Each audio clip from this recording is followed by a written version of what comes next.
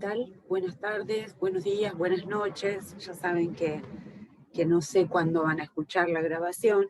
Bueno, en este monólogo les quiero hablar un poco sobre el segundo trabajo práctico. No sin antes hacer algo así como una síntesis de esta unidad 2 en la que hablamos sobre la praxis y la educación, sobre costumbres, valores y virtudes, cuyo interrogante básico es ¿qué ética, no? ¿De qué ética estamos hablando? Ahí trabajamos con Carlos Cuyen, con varios capítulos de Cuyen, eh, sobre todo para pensar el tema de la ética en la formación docente. También trabajamos con Javier Echeverría, bueno, temas varios, sobre todo su selección de textos, de autores como Kant, Aristóteles, Rawls, eh, y tantos otros, ¿verdad? Que estuvimos leyendo desde ese lugar. Habíamos visto en la última clase de la unidad anterior esa ética más originaria de todas las éticas, que es la ética de Levinas, esa ética de la mirada del otro, de la escucha atenta, esa ética de las alteridades, si ustedes quieren, ¿no? Sería como algo así como pensar que la ética es el núcleo de la formación humana, pero no tanto esa ética del deber como hablábamos con Kant, que no quiero decir que sea una ética antigua, sino todo lo contrario. Lo que decimos, y dicen sobre todo quienes se ocupan de la ética, es que la ética kantiana necesita articularse con alguna otra ética, caso A de la Cortina, caso eh, caso Ricardo Maliandi. Ambos autores toman la ética kantiana, pero la reformulan, en el caso de Adela Cortina, hablando sobre la ética mínima, esa ética de mínimos, que necesita dialogicidad, ¿no? Necesita de algún modo que todos y todas los y las afectados y afectadas participen del diálogo en donde se pueda reformular algún dilema o alguna cuestión ética. En el caso de Maliandi, bueno, lo que hace Maliandi, como ya les mencioné en otras oportunidades, es que toma la ética no solamente de Kant, sino que como Maliandi parte de la ética material de los valores, de dos filósofos alemanes que inventan de algún modo esa ética, lo que pretenden es también complementar esa ética kantiana del deber, ahora desde el punto de vista de elaborar algo así como una escala de valores, ¿no? Entonces, la ética material de los valores, en lugar de ser una forma vacía como en la ética kantiana, ese famoso obra de tal modo que consideres que tu acto se transforme en ley universal, esa es la famosa ética categórica o el imperativo categórico de Kant. Pero es una forma, no tiene contenido. Entonces, la ética material de los valores lo que hace es ponerle contenido a esa ética kantiana en función de toda la tradición de Nietzsche. Ustedes saben que Nietzsche lo que hace es, de algún modo, pensar en esas transformaciones de la moral, en ese en esa parte de Así habló Zaratustra que les dejé. Ahí Nietzsche lo que hace es mostrar cómo se fue transformando la moral, de la moral del camello, aquella que carga con todos los valores y virtudes, y cada vez está más inclinada, esa moral del león que salta como los famosos modernos a tirar sus garras, pero en algo así como un movimiento dialéctico. Nietzsche dice que la moral del niño, la moral, esa moral ingenua pero sentiente, viviente, vivencial de algún modo, esa sería una moral un tanto más adecuada, un tanto más vitalista, una moral que tenga a la vida más presente que el deber, ¿no? Entonces, si la moral del camello era la moral, perdón, anclada en todas las prohibiciones y mandatos bíblicos o religiosos, la moral moderna saca las garras transformándose en león e inventa de algún modo esa ética del deber, ¿no? Esa famosa ética del deber. Entonces pasamos de una ética vinculada al vecino, que es la religión, a una ética basada en el otro vecino de la moral, que son las normas jurídicas.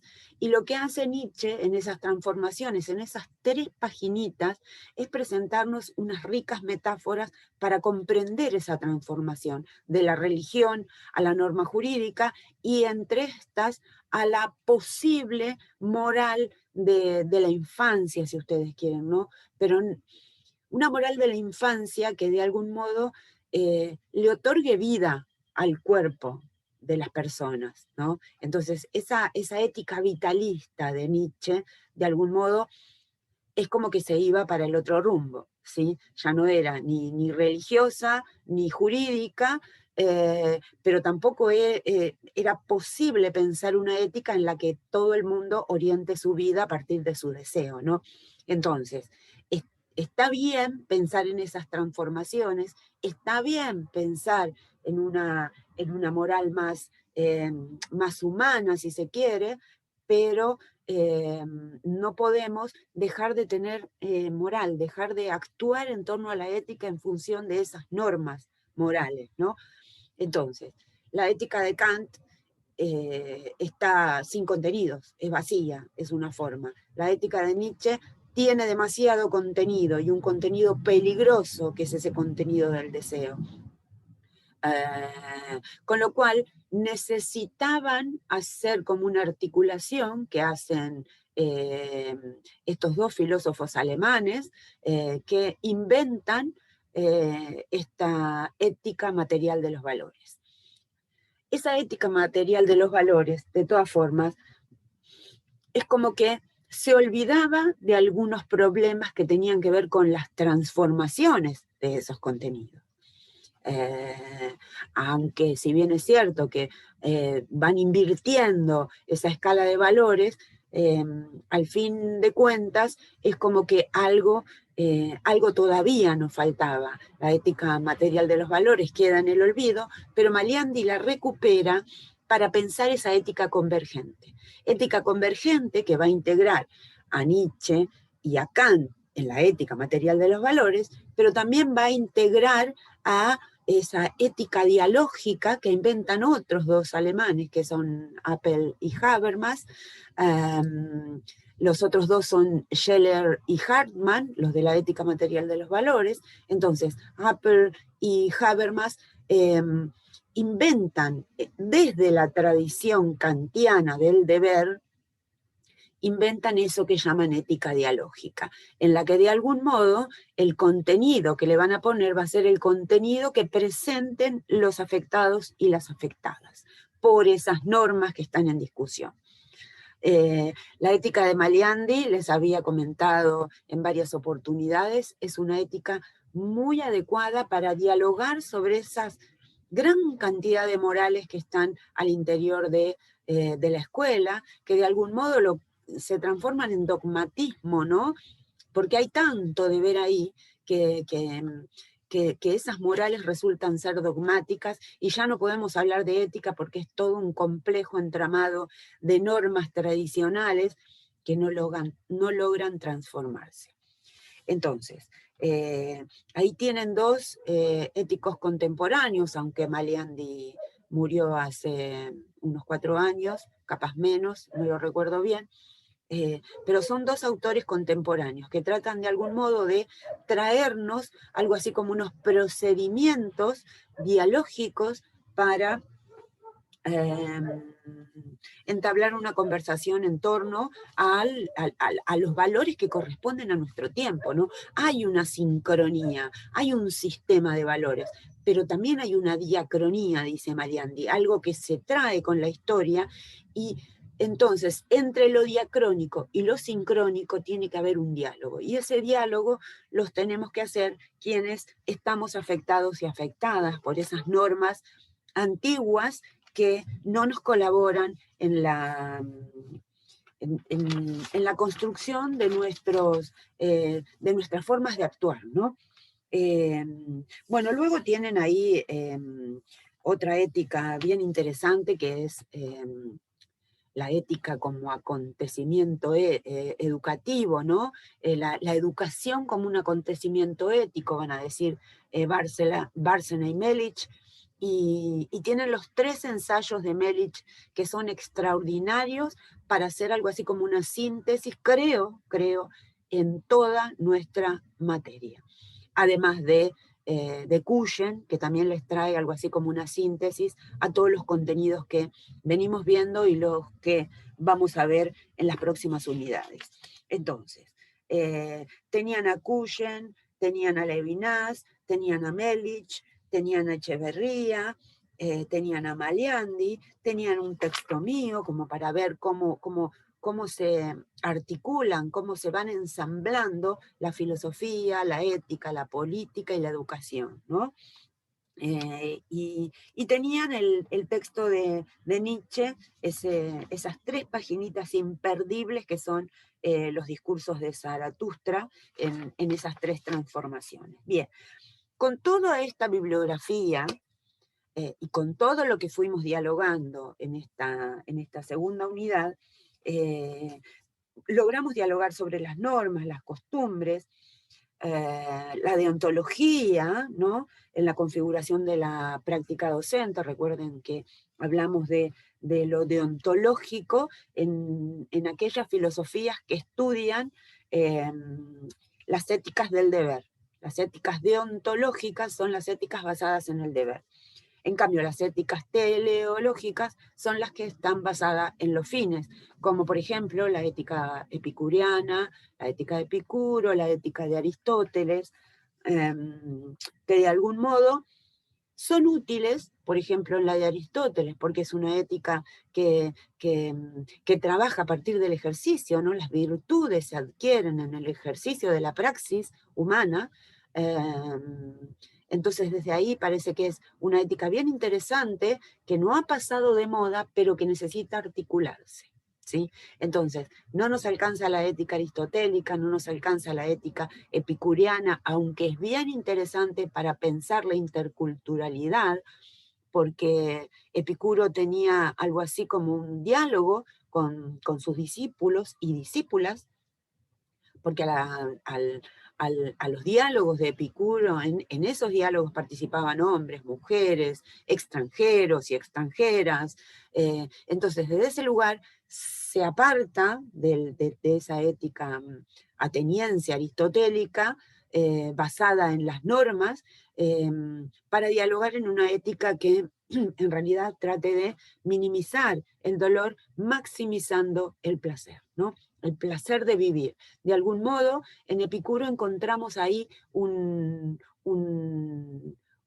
resabios que va a tomar Nietzsche para hablar de su ética vitalista en lo que conocemos como el quiebre entre la modernidad y lo que podríamos llamar posmodernidad, ¿sí? Entonces, ahí tienen una serie de éticas que son todas interesantes. En Epicuro por pluralista, porque abre el diálogo a todas y todos y todes, en Aristóteles porque es una ética del ejercicio, en Levinas porque es una ética de la escucha atenta, del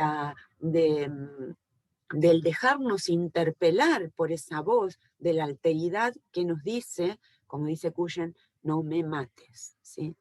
Cuyen lo dice de una manera extraordinaria. Te mira, te interpela y te dice, heme aquí, no me mates, ¿no? Esa ética originaria tan importante que es la ética de Levinas.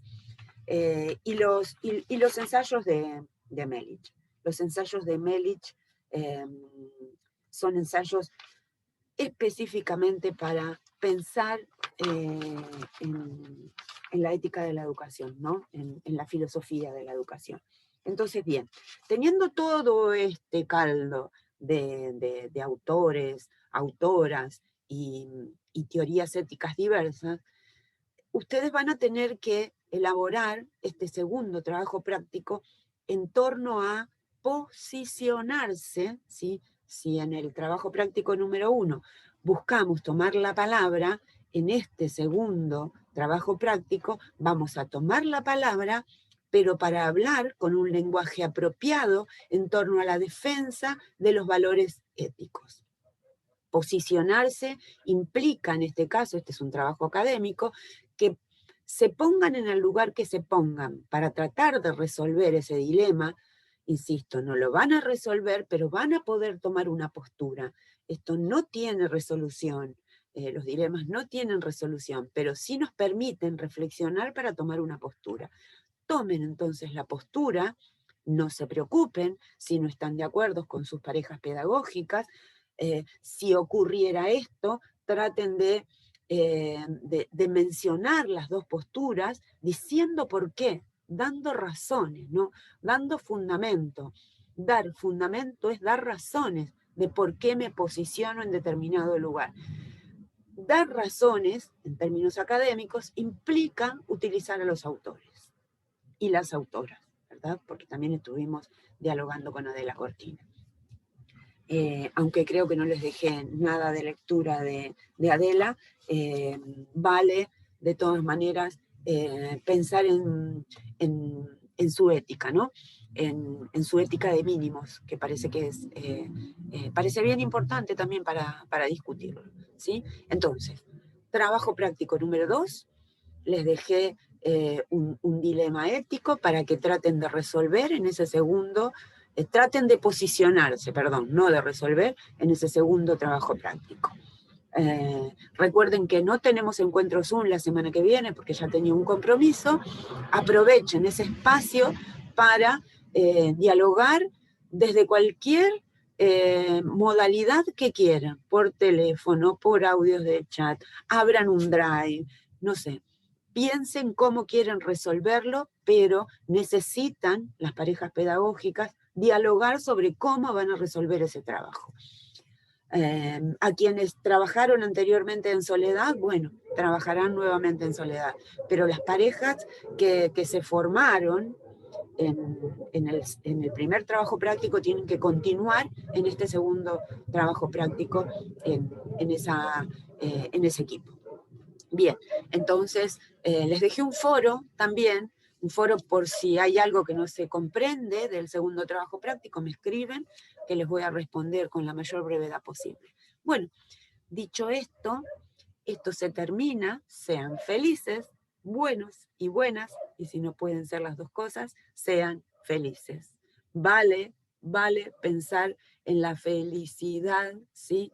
Y en lo bueno, que de algún modo tenemos presente muchos y muchas de nosotros. ¿Sí? Bueno, que tengan una linda semana, que disfruten el trabajo práctico. Nos encontramos entonces el 19, el sábado 19, en nuestra reunión Zoom. Bueno,